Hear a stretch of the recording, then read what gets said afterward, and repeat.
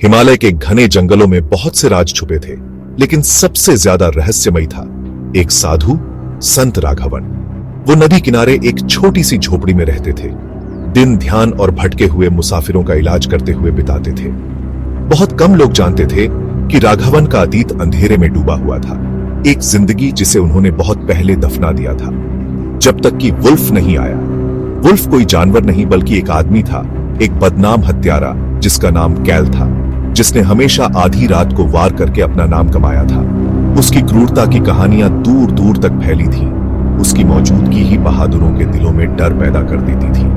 कैल अपने ही लोगों के धोखे के बाद हाल ही में गायब हो गया था, अपने मालिकों और दुश्मनों को उसे ढूंढने के लिए बेताब छोड़कर। एक अंधेरी रात कैल राघवन की झोपड़ी में लड़खड़ाते हुए पहुंचा।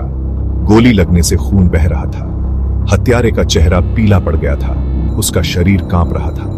बिना किसी हिचकिचाहट के राघवन ने उसे अंदर खींच लिया और उसके जख्म का इलाज किया। अजनबी की मौजूदगी से होने वाले खतरे के बावजूद उनके हाथ स्थिर थे। तुम जानते हो मैं कौन हूं? कैल ने साधु को देखते हुए कर्कश स्वर में कहा। मुझे पता है, राघवन ने शांत स्वर में जवाब दिया। यहां आने वाले सभी लोगों के साथ एक जैसा व्यवहार किया जाता है। तुम अभी सुरक्षित हो। कैल ने साधु को देखा। थकान के साथ साथ शक भी था।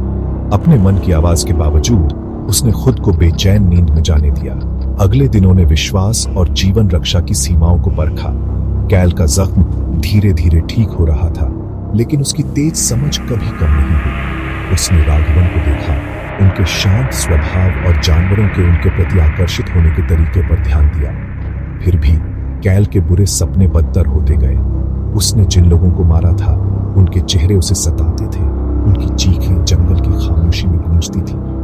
तुम एक भारी बोझ ढो रहे हो, राघवन ने एक सुबह कहा, उनकी नजर कैल के बचाव को चीरती हुई। मुझे समझने की कोशिश मत करो, कैल ने झपटते हुए कहा। उसका हाथ सहज रूप से उस चाकू की ओर बढ़ गया जो उसने अपनी खाट के नीचे छुपाया था।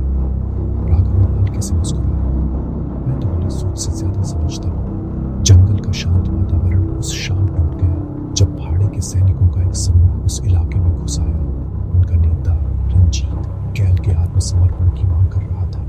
रंजीत एक पूर्व सहयोगी था जो दुश्मन बन गया था, एक आदमी जो अराजकता पर पलता था। उसे सौंप दे, बुढ़े और हम तुम्हें जीने देंगे। रंजीत ने उपहास किया। उसके आदमी चारों ओर फैल गए। राघवन अटक रहे। ये भूमि सभी को शरण देती है, यहाँ हिंसा नहीं होगी। रंजीत हंसा, लेकिन उसका मनोरंजन तब खत्म हो गया जब कैल आगे बढ़ा। रंजीत कैल को राया। उसकी आवाज स्टील जैसी थी। चलो इसे खत्म करते हैं। रंजीत की आंखें चमक उठी खुशी से। इसके बाद जीवन रक्षा का एक क्रूर कृत्य हुआ। कैल उस शिकारी की तरह लड़ा जो वो था, लेकिन उसकी चोट ने उसे धीमा कर दिया। जब ऐसा लगा कि पहाड़ी के सैनिक उस पर हावी हो जाएंगे, राघवन ने दखल दिया। चाल और इलाके के अपने अद्भुत ज्ञान का उपयोग करके पासा पलट दिया। अराजकता में राघवन ने अपना एक ऐसा रूप दिखाया जिसकी कैल ने कल्पना भी नहीं की थी। उसकी हरकतें सटीक थीं, उसके वार सोचे समझे थे। साधु सिर्फ शांति का आदमी नहीं था, बल्कि कोई ऐसा था जो कभी युद्ध को करीब से जानता था। जैसे ही सुबह हुई, जंगल फिर से शांत हो गया। रंजीत और उसके आदमी चले गए थे। उनके शरीर और अहंकार चकनाचूर हो गए थे। घायल और खून से लथपथ राघवन की ओर मुड़ा। तुम कोई साधारण साधु नहीं हो, उसने कहा। उसका स्वर आरोप लगाने वाला और सम्मानजनक दोनों था। राघवन का भाव पढ़ना मुश्किल था।